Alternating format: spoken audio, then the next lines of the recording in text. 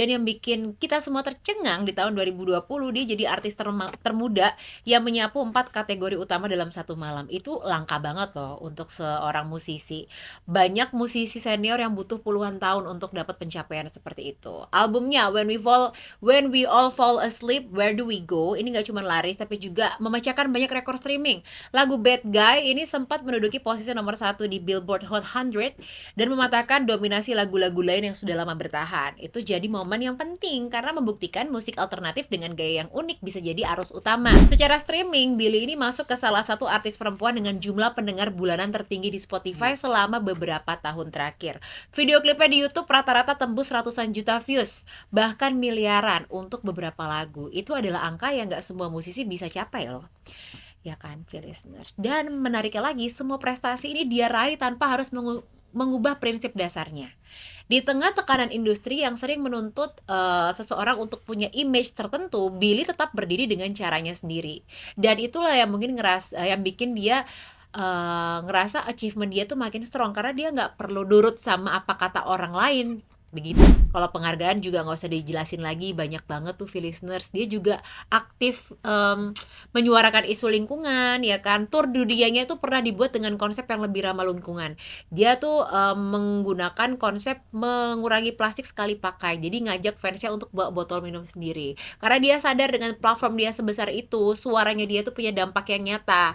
Jadi pengaruhnya tuh cuman bukan soal chart dan juga piala, tapi tentang social awareness tadi, listeners. Nah, walaupun dia itu achievementnya banyak, terus dia juga berani, tapi sebenarnya di tengah semua sorotan itu, Billie tuh sering banget kok kelihatan ketangkap kamera, dia kelihatan awkward gitu kan, kadang canggung, karena dia nggak berusaha jadi sempurna, ya kan? Karena kalau di ajang Grammy Awards, Billie bukan cuma menang sekali 2 kali, total Grammy itu udah hampir belasan.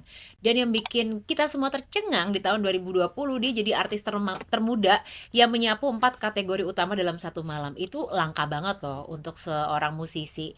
Banyak musisi senior yang butuh puluhan tahun untuk dapat pencapaian seperti itu. Albumnya When We All Fall Asleep, Where Do We Go? Ini nggak cuma laris tapi juga memecahkan banyak rekor streaming. Lagu Bad Guy ini sempat menduduki posisi nomor satu di Billboard Hot 100 dan mematahkan dominasi lagu-lagu lain yang sudah lama bertahan. Itu jadi momen yang penting karena membuktikan musik alternatif dengan gaya yang unik bisa jadi arus utama. Terus masuk ke era album berikutnya, Happier Than Ever. Billie juga kembali lagi menunjukkan konsistensinya. Albumnya langsung debut di posisi atas di berbagai chart dunia. Viral juga kan tuh lagu-lagunya di TikTok, diputar jutaan kali di Spotify dalam hitungan jam. Bukan cuma soal musik pop biasa, Billie ini istilahnya bisa masuk ke ranah film juga, listeners. Lagunya No Time to Die untuk film James Bond menang tuh di Academy Awards. Dia juga jadi salah satu pemenang Oscar termuda di kategori Best Original Song. Selain Oscar, lagu itu juga menang Golden Globe dan Brit Award. Jadi nggak cuma viral, tapi emang kualitasnya udah diakuin sama industri film dan musik kelas dunia. Di luar penghargaan-penghargaan besar, Billie juga mencetak sejarah sebagai headliner termuda di berbagai festival musik internasional, termasuk di Coachella, Glastonbury. Tiket turnya juga udah dipastiin hampir selalu sold out dalam waktu yang singkat. Jadi fans base-nya juga gede banget ya, loyal juga tuh mereka. Secara streaming, Billie ini masuk ke salah satu artis perempuan dengan jumlah pendengar bulanan tertinggi di Spotify selama beberapa tahun terakhir. Video klipnya di YouTube rata-rata tembus ratusan juta views, bahkan miliaran untuk beberapa lagu. Itu adalah angka yang gak semua musisi bisa capai loh. Ya kan, listeners. Dan menariknya lagi, semua prestasi ini dia raih tanpa harus mengubah prinsip dasarnya. Di tengah tekanan industri yang sering menuntut seseorang untuk punya image tertentu, Billie tetap berdiri dengan caranya sendiri. Dan itulah yang mungkin yang bikin dia ngerasa achievement dia tuh makin strong karena dia nggak perlu nurut sama apa kata orang lain. Begitu, dia bilang gue nggak perlu dalam tanda kutip jualan badan untuk terkenal, dan itu bukan omong kosong, buktinya beneran terbukti dengan angka-angkanya dia, piala-pialanya dia, pengaruhnya dia juga di industri hiburan, ya kan. Dan makin ke depan rasanya daftar prestasi Billie Eilish ini juga akan terus bertambah karena kan dia konsisten, talentanya luar biasa, dan juga dia berani. Perjalanan karir juga masih panjang banget kan, jatuhnya dia masih muda banget ya. Nah, beberapa waktu lalu, Billie itu sempat tampil dengan gaya yang lebih feminin dan agak terbuka. Netizen langsung heboh. Ada yang ngomong, "Katanya nggak mau jualan badan," gitu. Padahal Billy udah pernah menjelaskan kalau dia nggak anti tampil seksi. Dia itu menolak tekanan untuk melakukannya demi popularitas. Beda, listeners. Kalau kamu emang suka tampil seksi karena kamu pengen, ya nggak apa-apa, go for it. Tapi kalau kamu tampil seksi karena pengen dilihat sama orang, terus kayak karena disuruh sama ini, ya mungkin itu salah. Nah, itu mungkin dia dianggap sama Billie Eilish. Kalau dia milih tampil untuk berbeda, itu murni pure karena keinginan dia sendiri. Di situ pesan pentingnya, inti dari semuanya adalah kontrol. Yang pegang kendali atas tubuh dan image seorang perempuan, ya siapa? Industri, publik, atau kamu sendiri. Ya jelas Billy milih dirinya sendiri. Kalau di dunia hiburan kan udah kita tahu ya pasti keras banget ya. Tekanan soal penampilan itu luar biasa. Standar kecantikan sering nggak realistis. Nah, Billy ini bisa melakukan pendekatan yang berbeda. Dia nggak perlu ngeksploitasi tubuh dia untuk sukses. Dan buktinya apa? Fakta prestasinya bagus-bagus banget, listeners. Fenomena Billy ini juga akhirnya membuka diskusi luas tentang objektifikasi perempuan di industri musik. Banyak fans muda yang ngerasa, wah cocok banget ya Billie Eilish jadi role model gua karena dia berani beda.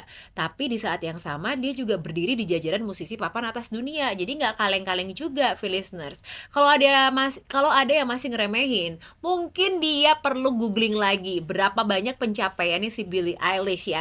Dari Grammy, Oscar, World Tour sampai rekor streaming miliaran kali. Semuanya udah dia kantongi di usia dia yang bahkan belum nyentuh kepala tiga loh. Intinya Billie Eilish tuh bukan cuma soal baju oversize, dia itu satu paket whole package. Talenta, punya prinsip, berani juga, dan prestasi juga. Apa yang kurang dari dia? Mungkin kurang, dia udah pacaran belum sih? Gak tahu ya. Jomblo. Jomblo ya. Mungkin dia kurangnya di love life-nya. Ya, untuk karir dia melejit, mungkin di love life-nya dia yang kurang beruntung, listeners. Tapi kalau ngomongin Billie Eilish ini emang gak ada habisnya ya. Selain semua piala dan rekor dan juga prinsip hidup dia tadi, ada satu hal yang bikin ceritanya makin menarik. Hampir semua lagu besar dia itu dia produksi barengan sama kakaknya sendiri, yaitu Phineas O'Connell. Dari kamar tidur rumah mereka bisa sampai jadi panggung dunia. Jadi enak gitu bisa brainstorming barengan sama kakak yang lo nggak perlu kayak janjian di studio ya. Serumah, say. Di rumah dia bikinnya. Dan lagu-lagunya coba dari zaman dulu banget ya kan. Dari yang aku inget banget aku dengerin Billie Eilish belum ada yang dengerin. Sampai sekarang Billie Eilish sudah bisa dibilang jadi salah satu artis pop yang terkenal banget ya, sukses pol-polan.